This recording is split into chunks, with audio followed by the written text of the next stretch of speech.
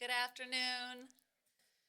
I'm delighted that you are here today and want to welcome you to our Political Science International Affairs lecture, and also sponsored by the School of Humanities and Social Sciences, and also sponsored by the Institute for the Study and Practice of Peace.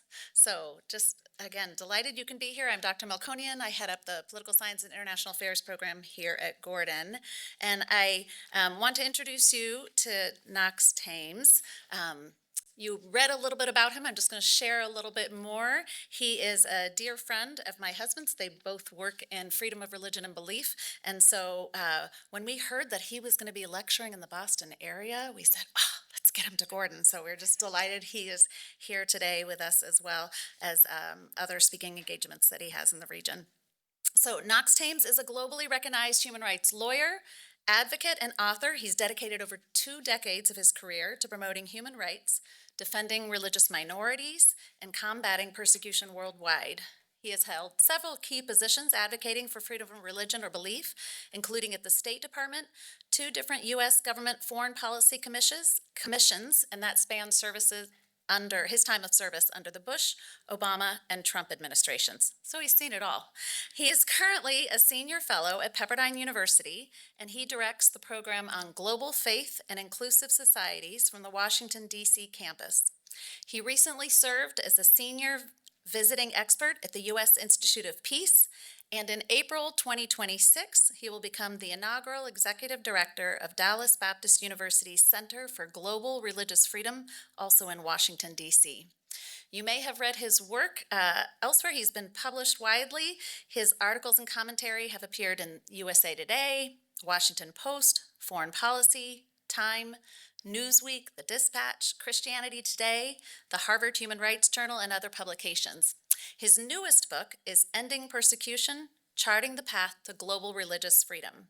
In addition, his creative work includes producing a graphic novel about his late friend Shabazz Bhatti, and also writing a screenplay that highlights religious peacemakers in Iraq during the sectarian civil war. Knox holds a BA from Georgetown College in Kentucky, a JD from American University, and an MA in International Affairs from the School of International Service at American University. As my husband noted, Knox is the gold standard for nonpartisan advocacy for international religious freedom. The fact that he was appointed by both the Obama and Trump administrations is a remarkable testament to his excellence that has earned respect and credibility across the political and religious spectrum. He's done more than anyone else to internationalize the promotion of international religious freedom, and he has helped catalyze and sustain multilateral initiatives like the Article 18 Alliance and the International Panel of Parliamentarians for Freedom of Religion or Belief. Knox, we are so glad to welcome you today.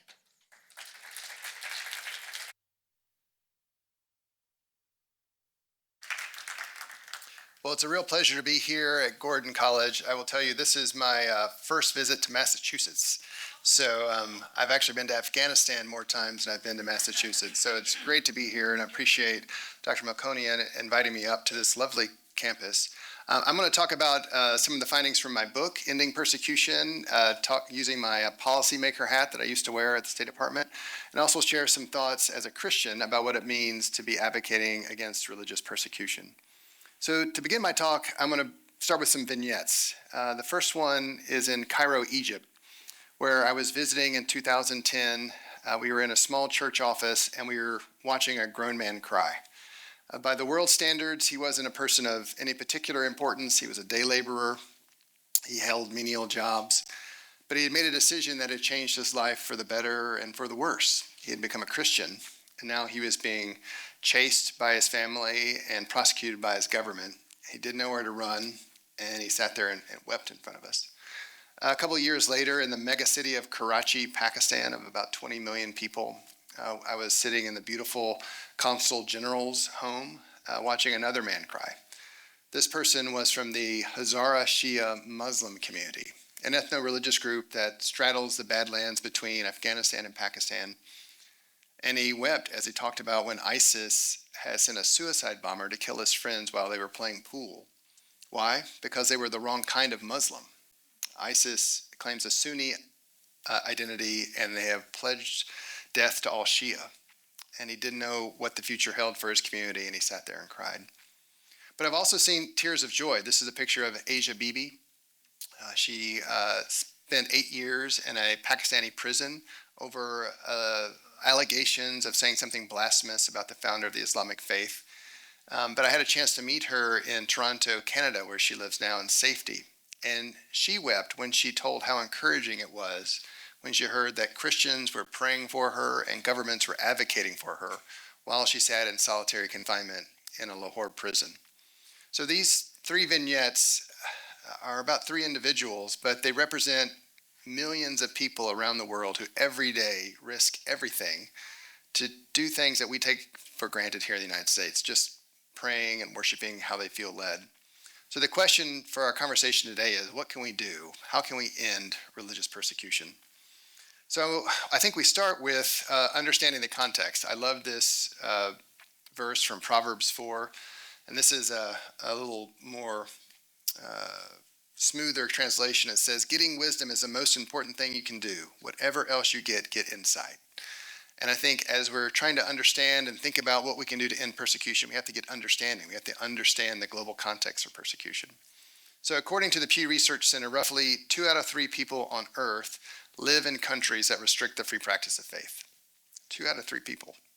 It's a truly astounding statistic that so many people live in environments where either their governments or their neighbors or both want to have very specific rules of the road for how they pray and how they believe. And if they choose to change lanes, leave the road altogether, they'll face a world of hurt. At the same time, we live in a remarkable moment of human history where everybody is everywhere. People from different faiths and backgrounds are interacting as never before in human history. In groups that I would have looked up in an encyclopedia and new students would look up on Wikipedia, they're now our neighbors. They're your classmates. They're the people you're rubbing shoulders with in the workplace or the grocery store. And that can create opportunities for great synergies and bursts of creativity. But we also know that fear of the other can lead to separation, can lead to discrimination, and in some cases, violence. So we inhabit this moment with high levels of restrictions on the free practice of faith and incredible intermixing of different beliefs. And we're seeing incredibly high levels of persecution where millions are suffering daily.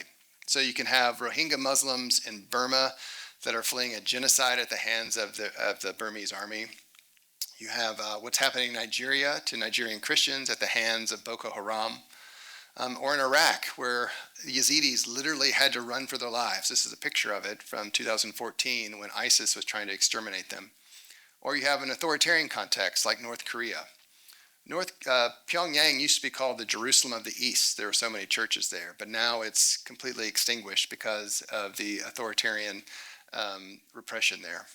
And so every day, people risk a great deal to pray how their conscience leads. And this is a provocative slide, but I think we need to have some appreciation for how the flames of persecution burn very hot. But if we're going to try to think about how to extinguish it, we've got to understand the problem. The next part of understanding we need to have is, what are the international legal standards? There actually are guidelines that have been created through the Universal Declaration of Human Rights that create a yardstick to measure government activity. This is a picture of Eleanor Roosevelt, the former First Lady. She was chaired with drafting the Universal Declaration of Human Rights, which enumerated all the rights that every person on earth has because they're a person. Before World War II, international law gave governments, they were the rights holders and people were their property. After World War II and the horrors of the Holocaust, they said, no, we've got to turn that around, where individuals hold the rights and governments are the duty bearers. They bear the responsibility to protect those rights. And so the key article for religious freedom is Article 18, and I'll read it to you. It says, everyone has the right to freedom of thought, conscience, and religion. This right includes freedom to change his religion or belief, and freedom, either alone or in community with others, and in public or private, to manifest his religion or belief in teaching, practice, worship, and observance. So that's quite a definition. In addition to being a run-on sentence, you shouldn't write your sentences that way in your classes. But you see just the multifaceted nature of religious freedom as these scholars and academics drafted it in 1948. And I like to talk about religious freedom as a bundled right, in that to be fully respected and protected, a whole host of other rights are also implicated. When I was working at the State Department, we would say religious freedom is the canary in the coal mine for the overall health of a human rights system, because if religious freedom is protected, by definition, a whole host of other rights are also protected. So the first one is, if you go to church, mosque, synagogue, or temple, think about all the rights that you enjoy just by that simple act of going to worship. First is freedom of conscience, the right to believe in God or a higher power without fear of coercion or violence. Second is freedom of assembly, the right to gather for worship, for prayer collectively. With that, of course, is freedom of speech, to hear a sermon, to hear a prayer as an individual feels led to give. But then also there's freedom of expression, these sort of visible manifestations of an inwardly held belief. Of course, there needs to be freedom of movement, the ability to get to the place of worship on time, when you want to go, when the community feels like it's appropriate to pray and worship. And then with that needs to be some type of legal recognition, the ability to incorporate so that the community can buy property, have a place of worship. And so you see how religious freedom is more than just belief. It's a whole bundle of rights that are all woven together. And if we get this right in different countries around the world, then the human rights environment there will definitely expand. So after understanding the context, understanding the legal standards, we need to understand what exactly is persecution. In my experience, it's a word that I think sometimes activists throw around a little too loosely, which does a disservice for the groups that are victimized and also hurts their credibility. So at its core, it's about violence or severe punishment on account of the victim's beliefs or non-beliefs or membership in a religious community, combined with a lack of any accountability. So we know in the United States, there'll be crazy people that'll do an act of violence out of some religious motivation, but we wouldn't say the victim is being persecuted necessarily, because there's a justice system that will generally work, that will respond, that will hold people to account. But in so many places around the world where there's religious persecution, if you're attacked, if your church is assaulted or burned down, there's no one to call. The police are incompetent, complicit, or corrupt. So it's this combination of violence and a lack of accountability that I think constitutes something worthy of the word persecution. Now, I also want to clarify, that doesn't mean other religious freedom violations aren't a problem. They are. If you can't get registered, if you're not allowed to have a tent revival, these are all things that are worthy of being raised, but we shouldn't call it persecution. We should be very careful with that word.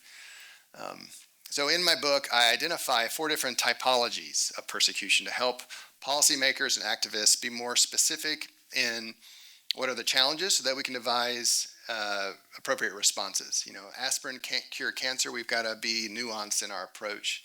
So the first form I identify as authoritarian persecution. This is where the government uses the mechanics of the state to crush a religious community for its beliefs that are either unwanted or they disagree with. The second form of persecution is extremism persecution. This is where members of the society outside of government, we would say non-state actors, act violently against others, mob attacks, lynchings because of some perceived religious transgression. The third form is persecution in a democracy. And this is where a large religious community can use its numerical superiority to transform their beliefs into law through the ballot box and then have the police police them. And the last form is terrorism, and this is ISIS, Boko Haram, where a group will use extreme violence to force its ideology over an entire society. So in the book, I have examples for each of these. So authoritarian, I look at China and talk a lot about how the Chinese Communist Party is committing a genocide against the Uyghur Muslim community while also attacking Tibetan Buddhists and the free practicing Christians.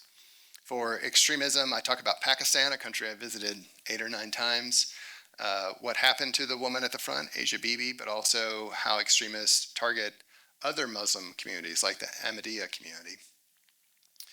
For democracy, I talk about the world's largest democracy, India, and how the party of Narendra Modi, the current prime minister, has been using this chauvinistic, extremist Hinduism to motivate people to vote for him and then to have their view of Hinduism applied over that vast and complicated country.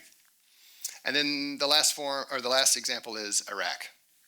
And I share about what we tried to do while I was at the State Department to help religious minorities that have been attacked by ISIS pick up the pieces afterwards. Now, each of these typologies, they are not rigid boxes. The forms bleed into each other. And so you can have a situation of where there's an authoritarian government that leads to extremism in society that results in persecution, or a situation where extremists influence how an election is run and the topics being discussed that lead to groups being terrorized and there's persecution. Or you can have a place where there's terrorism that triggers an authoritarian response that leads to persecution. So these are all interrelated, and they influence each other. In the book, I don't just admire the problem. I do have some ideas for policymakers, and in the Q&A, if you want to unpack this more, for each type, I have suggestions for ways the United States and other countries can respond. There are things we can do to help address these issues, to stop persecution before it starts. And I've seen that when the United States and other countries act forthrightly, we can interrupt these chains. We can ensure, we can see a decrease in persecution and a reduction in human suffering. And that leads to sort of the next understanding question is we need to understand why we should respond. And in this, I'm going to switch from my policymaker hat to my hat as a Christian. But what is our obligation as Christians in the face of religious persecution? And so a passage that I've always found very instructive is the parable of the Good Samaritan in Luke 10. You'll remember the story. There was a teacher in the law, a lawyer, who tried to stump Jesus with a gotcha question, asking, how do we inherit eternal life? And so Jesus then turns the question back on him and asks him, what does the scriptures say? How do you interpret them? And so the lawyer quotes from Deuteronomy and Leviticus, love the Lord your God with all your heart, soul, mind, and strength, and love your neighbor as yourself. Jesus says, you're right. Do this and you will live. Now the next passage I find, I think the lawyer was embarrassed that he thought he had a zinger for Jesus and Jesus was able to sidestep it. Because the teacher says he wanted to justify himself. So he asked, well, who's my neighbor? And so that led to the story of the Good Samaritan that all of you are familiar with and probably people outside the church know well. There was a traveler on a lonely road beset upon by robbers and left for dead. Two members from his own community passed by on the other side. We don't know why. Were they busy? Were they afraid? Were there religious reasons? But they didn't help. And then the hero of the story was the Samaritan. Now, for first century listeners in the Holy Land, having a Samaritan as the hero was a huge twist, giant twist. And I think it's lost on us in the 21st century. The analogy I draw, it's like discovering that Darth Vader is Luke Skywalker's dad, or Snape is a good guy if you're a Harry Potter fan. It was that kind of stunning moment for the listeners, but with much bigger implications than those two fairy tales. Samaritans were viewed as religiously and ethnically different. There are other parts in the Gospels where the disciples are asking Jesus, why do you want to go to Samaria? They were willing to walk hours out of their way to avoid going through there. That was how deep the animosity was. And so for Jesus to pick someone from outside their community to be the hero, the person who risked his time, his money, his safety to lend hand to a stranger who was probably visibly from the Jewish community, is a remarkable statement. And so then Jesus asks, in your opinion, which one of these three acted like a neighbor towards the man attacked by the robbers? And the teacher in the law answered, the one who was kind to him. And then Jesus replied, go and do likewise. And so I think for me, that's been the calling I felt as a Christian, trying to navigate these issues of international religious freedom, issues of religious persecution, that despite people who are suffering not holding the same faith as I do and many of you do, we're still called to go help them. We're called to go and do likewise, to be that good neighbor. And that, to hone in on this question I asked at the beginning, how do we end persecution, to rather say, how can Christians combat religious persecution? I think it starts with us being a light in dark places, that we find ways to engage the broken world, demonstrating God's love to people who are suffering, regardless of what they believe. It's really hard to believe claims that God loves you when you're being tortured for the faith that you hold.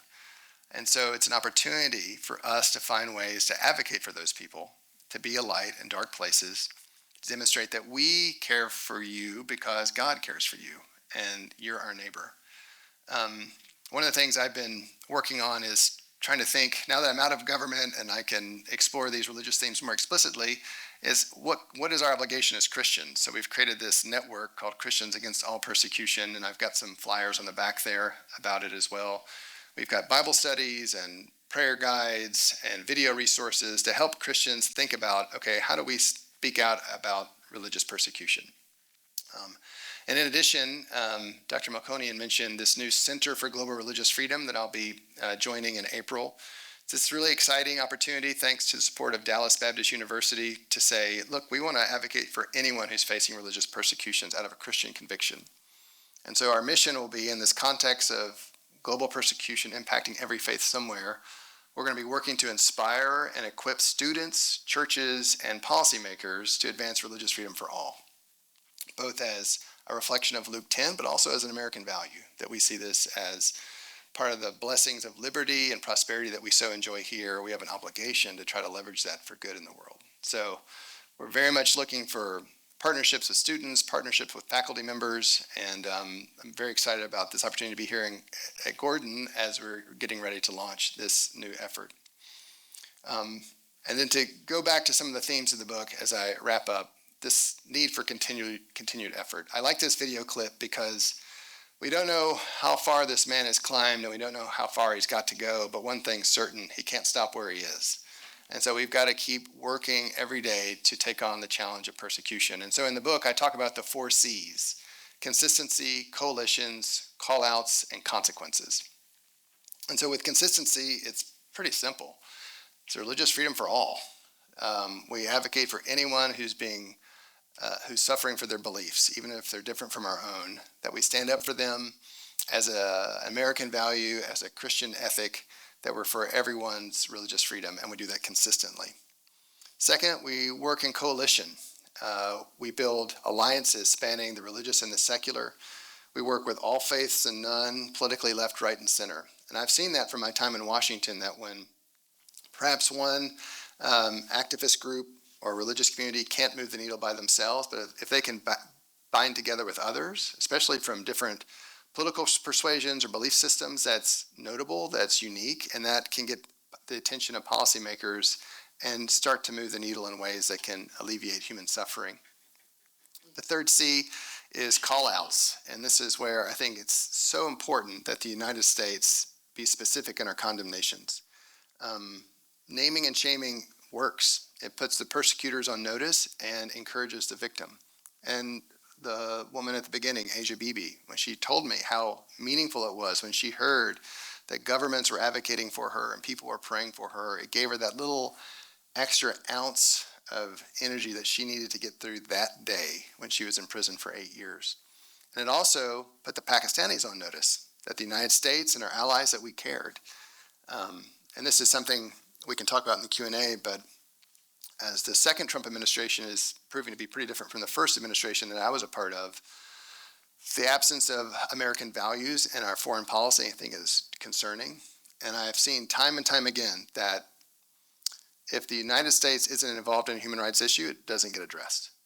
I mean, our British friends, our Canadian friends, our German friends, our European friends, they also talk about human rights, but it's when the United States is in the room talking about it, that's what gets the attention of the government on the other side of the table, because we are a superpower, because we have influence in diplomatic, military, economic, and security ways. And I think it's when we are not leveraging that, then these issues drift down the talking points and become ignored, and people suffer. And then lastly, that leads me to the point of consequences. If we say religious freedom matters, then it really needs to matter. If we say as a country that religious freedom matters, then our bilateral relationships should not stay the same if persecution continues unabated.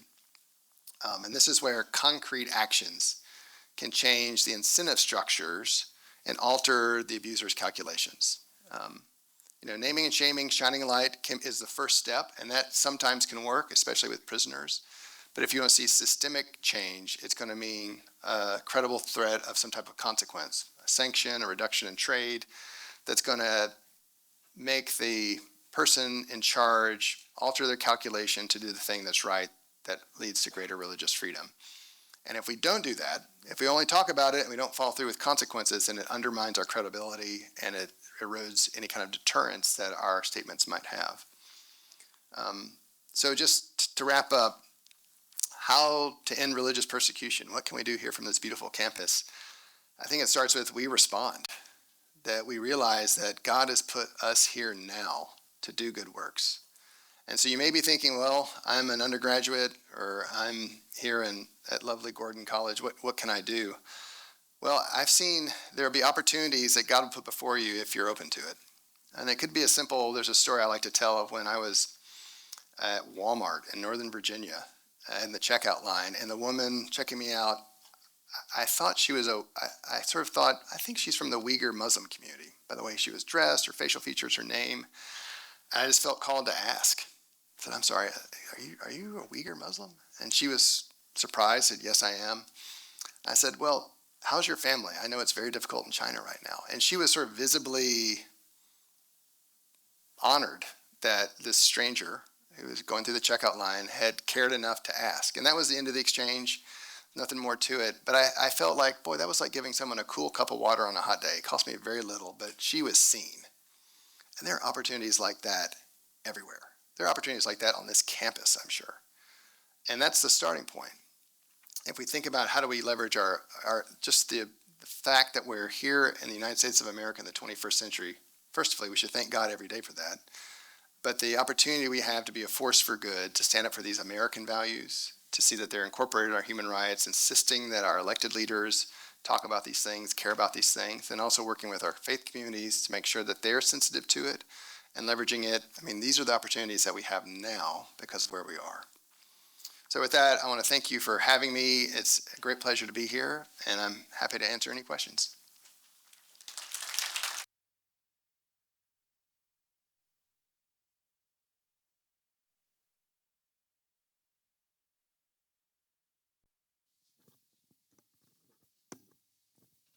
Is this on? Yes, great. Okay. Yes, so we will be running around taking your questions, but I am going to open with the first question and take that privilege. So, appreciate your encouragement to work in coalition with others, to think about values based policymaking and foreign policy. But we are in a very different time, right? We're in a time when Finnish President Stubb, Canadian Prime Minister Carney are talking about rupture of our international system, and the capacity for cooperation seems at an all-time low.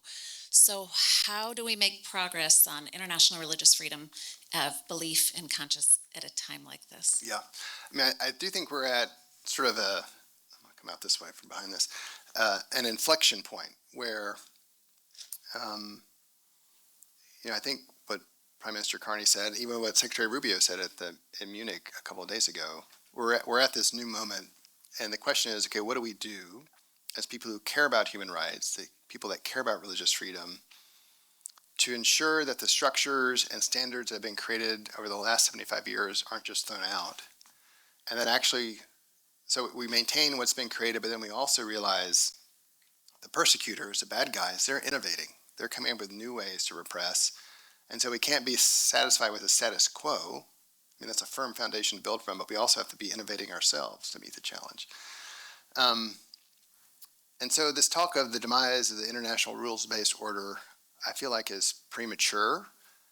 And because the groups that care about human rights desperately rely upon the Universal Declaration of Human Rights and its progeny in the International Covenant of Civil and Political Rights and other treaties, because they provide a non-relativistic standard.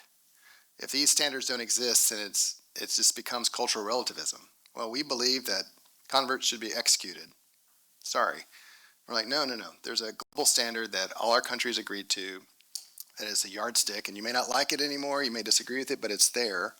And let's talk about how we can work together to ensure those standards are protected. And it's in our interests in the human rights community to make sure that they continue on. And so While there are these high-level politicians that are kind of wanting to say that it's over, I'm not ready to give it up because we need them. And then also this notion, it was sort of I was listening to Secretary Rubio's speech on the flight up today. This idea of civilizations and European ancestry, and also the failure of the United Nations. Well, I think these human rights standards that the UN stewards are actually a reflection of our civilization. I don't normally speak in that way, but it's a reflection of us because Eleanor Roosevelt, she was a key drafter to that. This was our way of sharing what we've seen works best in a free society, and then partnering with other experts and other cultures to have it written into this foundational document. So to walk away from that means we're walking away from who we are on the international stage, and I'm not ready to do that either.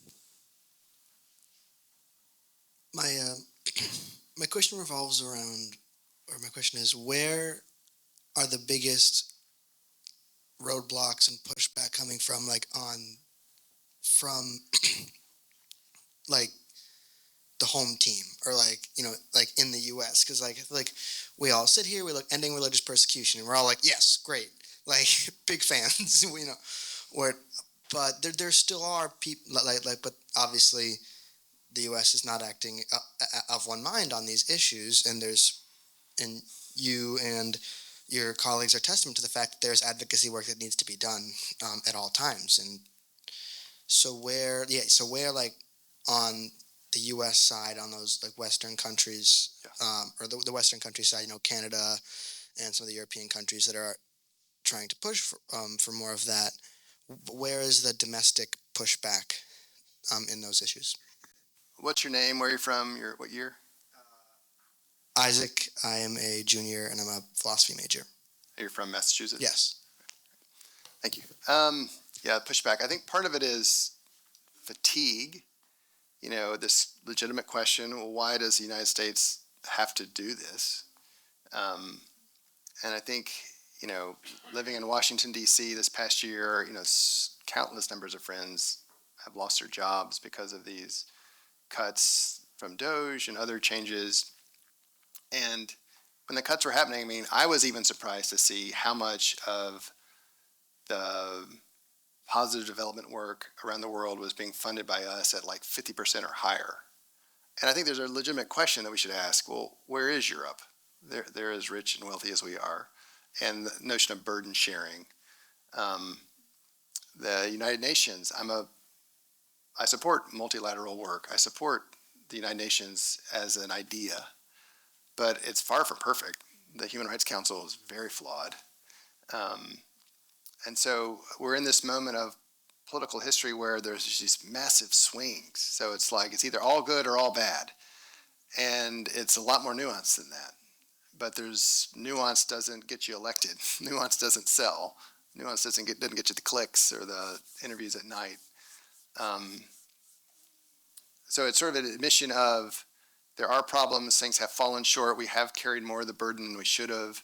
We should be asking our friends to do more. We should be insisting that these institutions that we created in our likeness become more effective.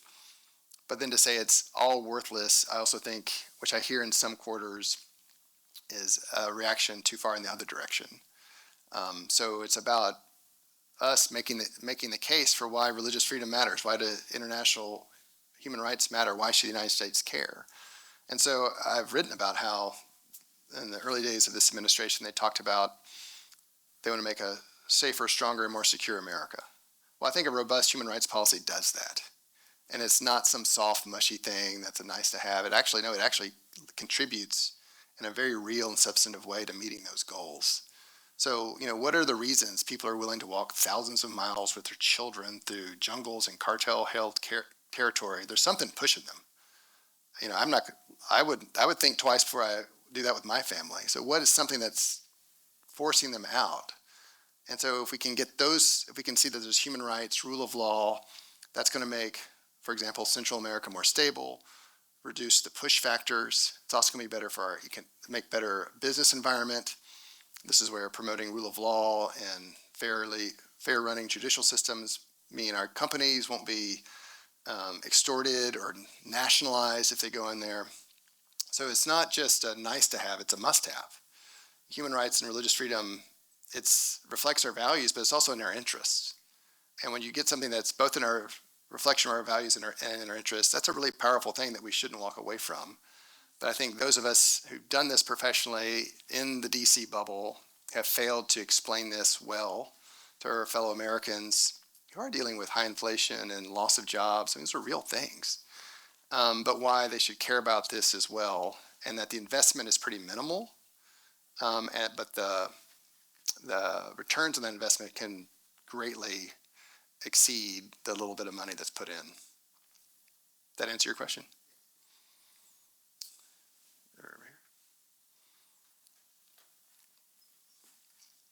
Hi, my name is Allison, and I'm a senior international affairs major from Illinois.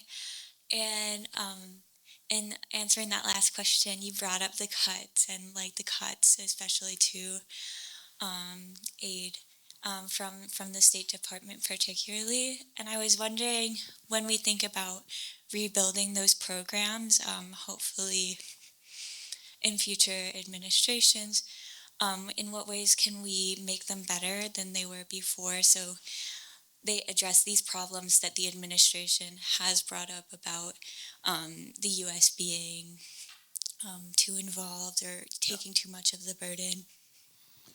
So like USAID, I supported it, but I also found it duplicative and bureaucratic and inefficient in a lot of ways. So sort of some of the criticisms that the administration levied towards it at the start were real. Like I'm like, yeah, I've seen that. But then shutting the whole thing down, again, we're doing this pendulum. Like that's not the solution. If they'd taken that sort of focused political energy to actually really reform how we deliver humanitarian assistance and aid, would have been transformative in such a positive way, and been a great way to sell America to countries that are being wooed by China. I mean, I was in a lot of discussions at the State Department during the rethink, as I referred to it, of USAID, and I remember this one aid worker saying, like, a 20-pound bag of cornmeal to a starving family is worth its weight in gold as far as the United States winning a heart and mind. Like, those people will never forget the U.S. branded bag that fed their family and prevented them from dying. Like that, if you want soft power influence on the cheap, that's a great way to do it. And the Chinese don't play this game very well. They like to build mega dams and airports. They don't care about individuals at home, in their own country or abroad. They care about economics and making money. So I think there's going to need to be, I think this administration is recognizing there is a need for humanitarian assistance, at least to win hearts and minds in countries that are being pulled towards Beijing. But I also think we should care about it because we care about people. And there's always this struggle where, wow, sometimes the United States government cares more about the citizens of country X than its own leadership. And what do you do with that? It's hard. But if the answer is all the people starve to death, I'm not happy with that, because I believe these people are valuable and they have worth. And it's in our interest to prevent them from dying, because if they're starving to death, they're not going to stay there. They're going to try to go somewhere else. It leads to all these other hard power issues. So it's in our interest to help play a stabilizing role, but we should also get our European friends to pay more, and our Canadian friends. We should put greater pressures on those governments to reform. And this is where I talk about in the book. I don't think we've ever really leveraged the full might and influence of the United States to pressure governments to do systematic change that leads to improvements in human rights and development. In a few cases, one or two, and I've got evidence of it does work, but it takes so much effort and commitment and diversion of resources and time and effort. Busy policymakers just tend to not want to mess with it. But it works, and we have the ability to do that, which can meet our long-term security goals, economic goals, and also value human life. So a roundabout way to answer your question, I hope. Yep.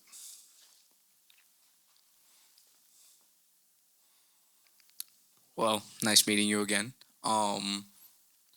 Well, I just came from Model United Nations, Harvard Model United Nations, and a reoccurring theme was global South and global North relations. And a lot of times we were talking about global North's interest. So, from experience, what would you say is like, why would we select one nation or one group of people to help over another? Like, is it geopolitics? Is it like, what specifically? What's the model like? Can you rephrase your question? I don't quite follow. Okay, so a lot of times global north countries have specific interests in global south countries. And are there any specific reasons why they would choose one country or one ethnic group or one religious group while there are millions suffering around the world? Like, what are the steps? What are the, you know, parameters? I mean, it varies from country to country. You know, the global north country, and it varies from country to country in the global south. Um, you know, one thing that I experienced when I was at the State Department, um, you know, while I'm self-critical of U.S. foreign policy as it relates to human rights and religious freedom, I also say at the beginning, I'm incredibly proud of the work that we do as a country on these issues. Um, and I think we all should be. I mean, no other country on earth devotes the amount of resources towards human rights and religious freedom as the United States. Now, there's a gap between that and meeting the challenge, but we're still way ahead of our European friends and other like-minded countries. So we should be proud of that while also challenging ourselves to do better. But when you're in the State Department, there's a whole, they call them bureaus. There's a bureau for South Asia, a bureau for Western Hemisphere, and there's a Human Rights Bureau in State Department speak. And that's the bureau I was generally working from. And we were kind of the ethics department of U.S. foreign policy. We were the little angel on the shoulder saying, you know, if we're going to sell these arms to the Saudis, maybe we should have some human rights quid pro quos, or if we're going to do this economic deal, have you thought about this? And if you're going to do this work in government, it's a noble calling, and I would encourage you all to think about it. But it's also really hard because you lose a lot. I mean, there's a bipartisan tradition of avoiding the hard choices when it comes to human rights and religious freedom. There are bright spots, you know, in this country or that country, but it's something that no administration gets 100% right all the time.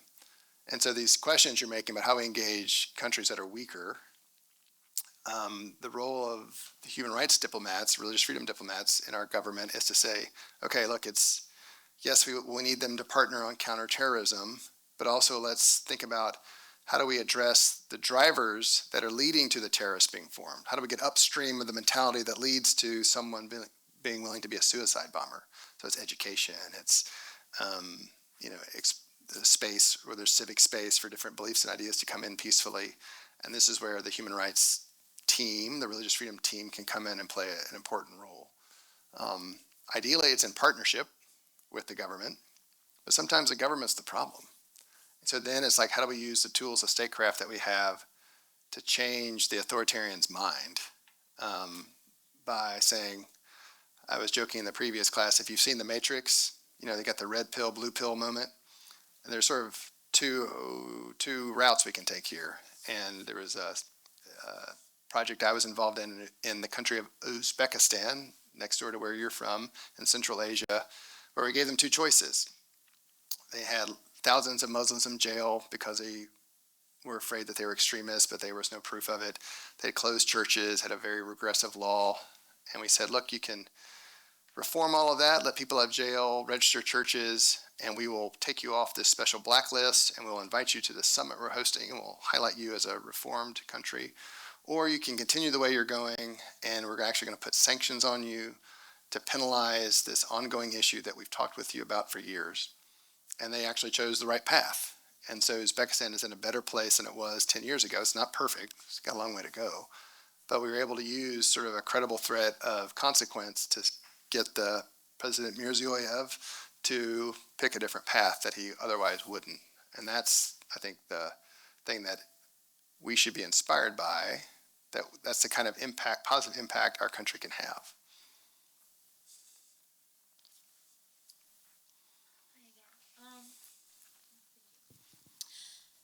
So I've been hearing you say both religious freedom and human rights. And I guess I'm thinking about the UN Declaration on Human Rights and whatnot. And obviously, that doesn't particularly cover every issue that we might need to address regarding human rights. And I'm wondering if, I mean, obviously, this is your particular focus in your line of work, so you have a special lens on it. But would you consider maybe religious freedom to be foundational to the success of preserving other rights? Like, are all human rights in the Declaration made equal? Do you see this as an avenue for, yeah, for being successful in preserving other human rights? Yeah. Or, does that make sense? So technically, as a matter of international law, all human rights are equal, and no human right can be used to deprive another human right. So you can't say like, well, my religion says we need to sacrifice this person. Well, that violates their right to life, and so my human right, that human right can't overwhelm that one. But as someone who has worked in this space for a while now, I do think, and I say that I think religious freedom is sort of the soul of the human rights system, because it's the way it's phrased as freedom of thought, conscience, religion, or belief. So it's really about what it goes to be human. What do you think? What do you believe? How do you interpret the world around you? I mean, it's the soul. It's the experience of the soul, and all other political rights are kind of stemming out from it. And so technically they're all equal, but I think this one, and I talked about the bundled nature of it. It's spiderwebbed into these other rights, and so if religious freedom isn't respected and protected, then by definition these other rights are implicated in a negative way somehow. So it's a useful barometer for the health of a human rights environment, but it's also just like what it goes to mean to the true meaning of being human. There's two over there. You guys want to do both of them together? So, from an individual level as a Christian, how do we practically advance the idea of religious freedom while also being able to share the gospel and showing maybe people from different faiths that Christianity is a more life giving path, following Jesus is a more life giving path? And what's your name? Where are you from? I'm Austin. I grew up in China. I'm a freshman international affairs major. Okay. I think I like to say that religious freedom work is pre-evangelical. So I mentioned in my presentation this idea of, how do we convince God loves somebody if they're being tortured for their beliefs? That's a hard sell. And also, how can we earn the right to share about our experience with Jesus Christ if we ignore them in their time of need, their moment of crisis, because they're not one of us? And this is, I've written about and done a friendly critique of us, all the Christians in this room, where Christians have been heroic in providing food and medicine to anybody who needs it, going to the most broken places around the world. But when it comes to religious freedom, we're generally known for only focusing on the persecuted church. Now, that's not wrong. I just think it's incomplete. Our persecuted brothers and sisters on the front line of faith, they need our help, they need our prayers, and we don't do enough to remember them because we're so focused on ourselves. But I've seen whenever Christians are persecuted, almost always other people from different beliefs are also persecuted. And so this idea of neighbor, imago Dei, of human dignity, for as much as we're going to speak up for the Christian, we should also be speaking up for the Muslim, the Hindu, the atheist, the Buddhist who's suffering from their beliefs. Not that we're saying we think all roads lead to heaven. We can hold our distinctive truth claim, but we fervently believe that God loves these people because they're made with dignity and care, and God calls us to love them. I like how Paul talks about we're to be ambassadors for Christ.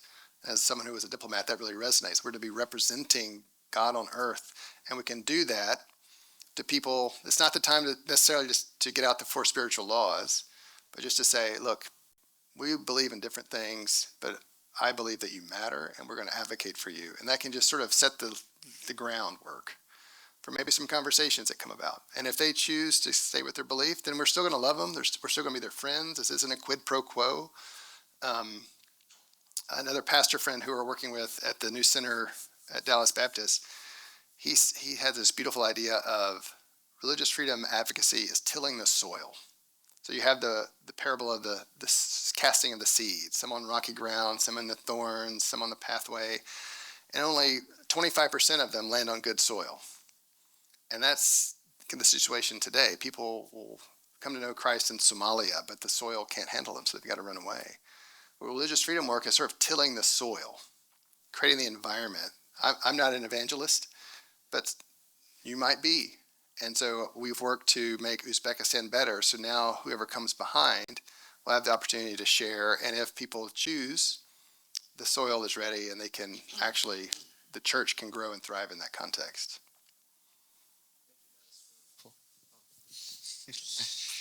Hi, my name's Aiden Roberts, and I'm from Maine. I'm a freshman studying global Christian ministry. And I guess my question would be, we just talked about it with tilling fertile soil and sending people out on mission. How do you think the church, specifically in America, can spur the hearts of its people to go and actually help these people? Not necessarily just with money, but with their lives and their bodies. Well, I think it starts with prayer, right? Just, and this idea of getting understanding, get wisdom, get understanding. How do we understand the context? Are we reading the news in a way that helps us learn about the world of persecution? Is that leading us to prayer? Is that leading us to ask for opportunities to respond? Is that giving us eyes to see the community around us? Or the opportunities, because we're Americans, to speak in a global context? And, all you young people, we were talking about with some folks interested in law school. And I do think, I have a son who's a freshman in college in Virginia. The future is probably grad school for all of you if you're going to work in a professional setting. But I would really encourage you to take time off between undergrad and grad school and go do something cool, fun, different. I did AmeriCorps, which is Domestic Peace Corps, and worked to help resettle refugees in Atlanta. Transformational experience. I came from Kentucky, very rural setting. It was the census data in the 1980s, it was the second most homogeneous state in the country. Like there just wasn't a lot of diversity. And so to suddenly have friends from Somalia and Iraq and Bosnia who had suffered unimaginably hard things because of their beliefs or their tribe or their political party was challenging. Why do bad things happen to good people? That ultimate question. But then also sort of inspiring, like, well, how do we take advantage of where we are to respond? And that actually teed me up to go to a very good law school because I had done something different. And I could talk about it in my application. When I was sitting in the lobby listening to the Somalis tell their story, I think that probably helped my application get to the yes pile, even though my grades were, you're going to be a better student than I was. But so think about how you can prepare yourself through experiences to see, where God could be leading you. The jobs I've had in government were unimaginable because they didn't exist when I was your age. Like they were created after I graduated college. And it's been a journey of, one step in front of the other. And so I think just looking for those opportunities, asking God to lead you in that way, and then those doors will open. This leads me to, Al, for one other piece of just work advice. As you guys are thinking about grad school, hopefully, or professional life, there are 3 pieces of advice I tell young people. One is network, build a professional network. So talk to your professors. They know people. Do internships, stay in touch with them. I interned around Washington, D.C. when I was in law school. And when I would write a paper, I would try to get it published, and then I had to mail it physically to my old supervisors, say, hey, look, I'm interested in this topic. So network, that leads to getting published. If you're going to work in policy spaces, you got to know how to write. Got to write concisely, no typos, active voice, and tight. Writing long is easier than writing short. When you're at the State Department, you're doing a policy action memo, 2-page limit, 14-size font, and you will get a nasty gram if you send something that's on a 3rd page. It'll upset the whole effort. So you got to learn to write tight, concisely, and then thirdly, learn a language. I'm just turned 52. I'm probably the last generation that can get away without speaking a language. you all should try to learn one because it'll open up doors. I have someone on my team fluent in Spanish. We're suddenly able to do all this new and exciting work in Latin America because she understands Spanish fluently. And it also got her the job. So network, get published, learn how to write. Publishing shows you how to write, and then learn a language. That was unsolicited advice. So over here, and then the back row as well. Oh. Thank you for the important talk. My name is Shirley Zhang. First, trying to follow up with what you talk about in UN, United Nations. The Human Rights Declaration is definitely a very important document, but seems like UN as an organization has failed to deliver in practice. So, for example, you mentioned that CCP China has done different things to persecute their own religious group, but China is also set in the UN Human Rights Committee. So that makes, I don't know if UN has ever did anything about this. So that's just the idea and the actual what happens seems like a big gap. Yeah.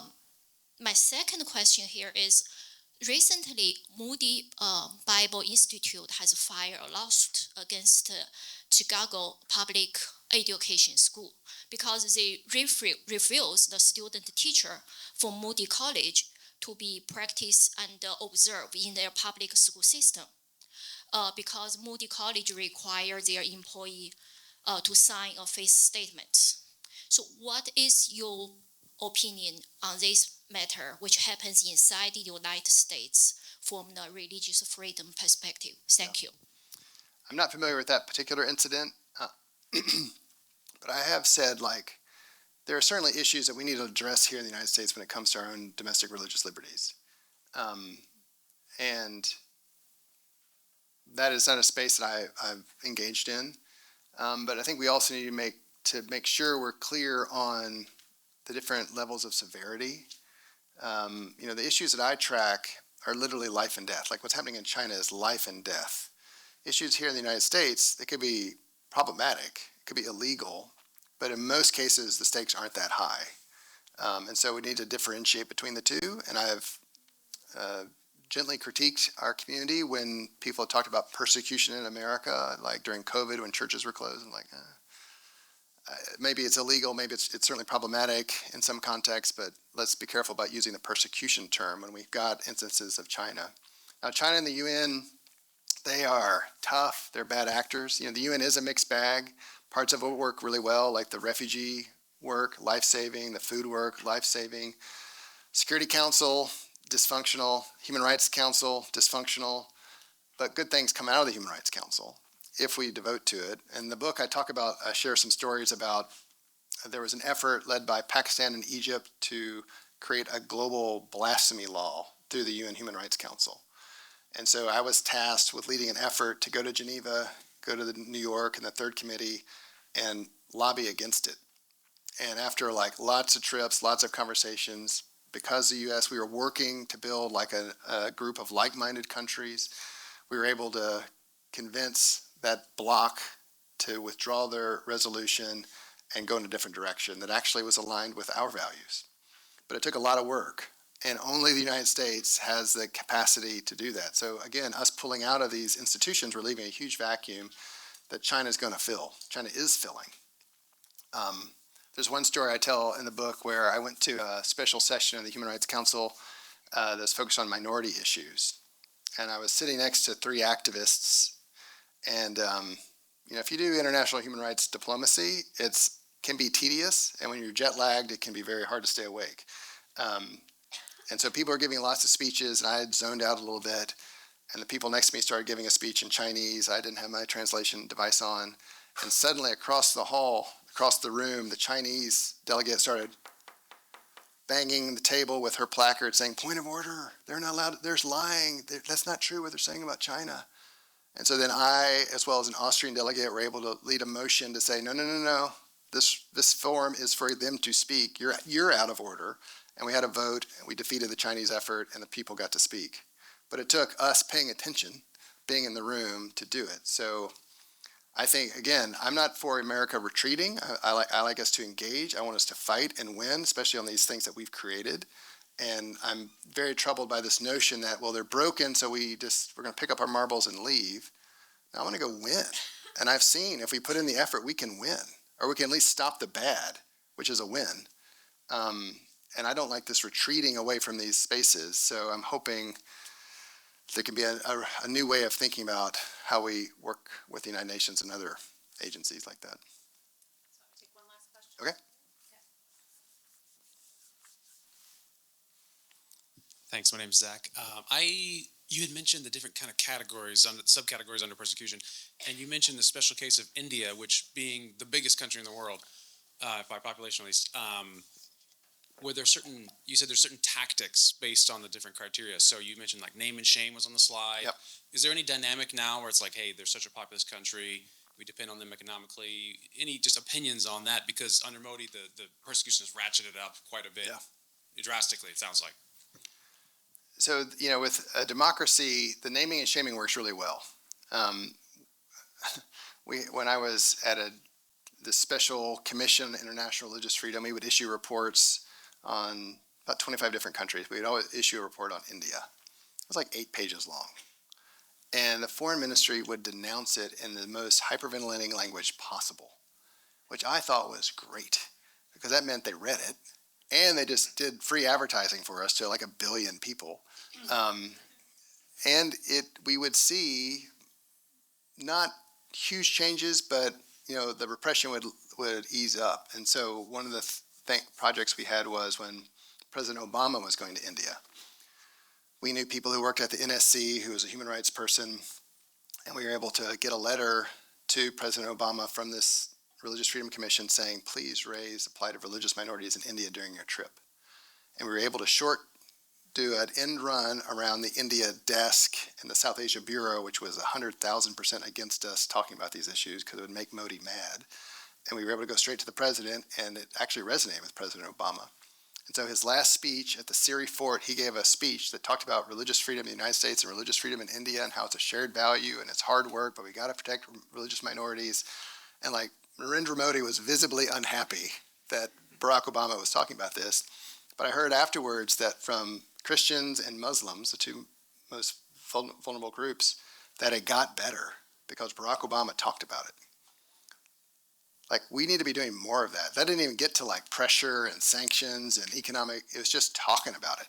So when President Biden hosted Modi, gave him a state dinner, I wrote an article, to my shock, Time magazine took, that I said, like, why are we doing this? Why are we giving this guy a state dinner? They're not giving anything that we want on trade or economics or Russia, and they're being horrible on human rights and religious minorities, these things we say we care about. Why are we doing this? The dinner went on, so my article achieved not much, but it was sort of asking this question, like, we're a superpower. We have ability to influence countries for good if we choose to. I think that's the lesson we should all take away, is how do we challenge ourselves and our elected leaders to say, look, this value matters to me as a voter. And if you want my vote, I want to see you talking about this in a way that's religious freedom for all, advocating for all consistently. And one thing I forgot to mention earlier, I want to do a quick little commercial on the back. There's a graphic novel I've been able to produce about a friend of mine named Shabazz Bhatti. The professor mentioned it. It's coming out next month. He was a real hero. He stood up for religious minorities in Pakistan. He was a Christian, did it out of a Christian motivation, stood up for persecuted Christians like Asia Bibi, but also Hindus and Sikhs and others who were being victimized.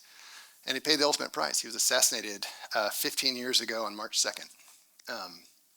And I've since gotten to know his brother, who lives up in Toronto, and so we were able to do this book to tell his story to you guys, to the next generation, in a way that I think you've got a lot of reading assignments from your professors. This is like more casual because it's a graphic novel, but it's also showing like that what he was willing to do, why he was willing to do it as a Christian.